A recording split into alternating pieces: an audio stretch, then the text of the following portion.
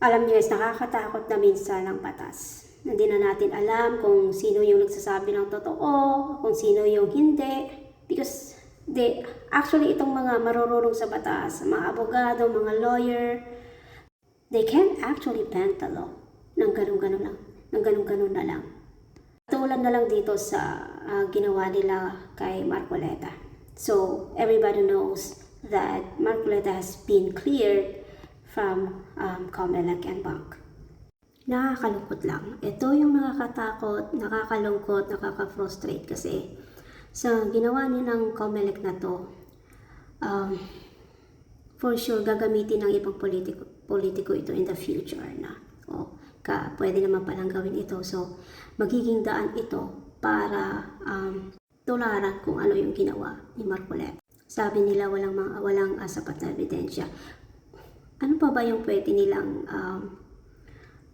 masabi mismo si Marcoleta na ang nagbigay ng ebidensya, diba? Isn't it that Marcoleta, and it came from his own mouth na oo nga, tumanggap siya ng mga donasyon galing sa mga kaibigan niya, and we don't even know if yung mga kaibigan na tinutukoy niya is politician or galing sa simbahan, kinabibilangan niya, we don't know.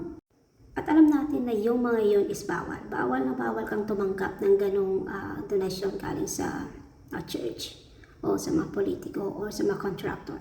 And this is a big issue. Issue to in the future kasi magiging daan ito para mas lalong maging balahura itong mga animal na mga politiko na ito na, ginawa naman ni Marcoleta, then why can't we? Diba? Disgusting. It's just disgusting.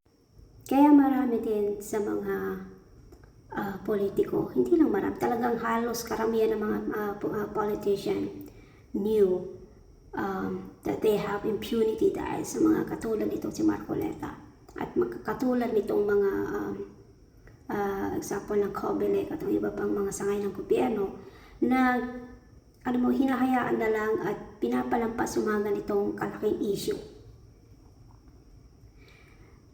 Are we just gonna move on dahil sa nangyaring ito? Of course, kailangan nating kahit wala tayong boses, kahit wala tayong gaanong followers na makakapanood ng mga video, let's just do what we can do para may pahayag yung gusto nating ipahayag dahil hindi naman para sa atin ito mga ginagawa na. It's for the future. It's for the future generation, guys. Kaya kung may mga gusto kayong ipahayag, may gusto kayong, just do the platform that you have. Dahil kahit konti lang yung nanonood sa inyo, kahit 2, 3, 10 man yan, it's still na ipaparating nyo yung kung ano yung gusto nyo iparating sa taong bayan. Dahil, alam nyo, yung mga nangyayari ngayon sa Pilipinas, ngayon sa buong, lalo sa buong mundo, it's just make me sad. Nakaka-frustrate, pero kailangan natin gawin kung ano yung kailangan natin gawin.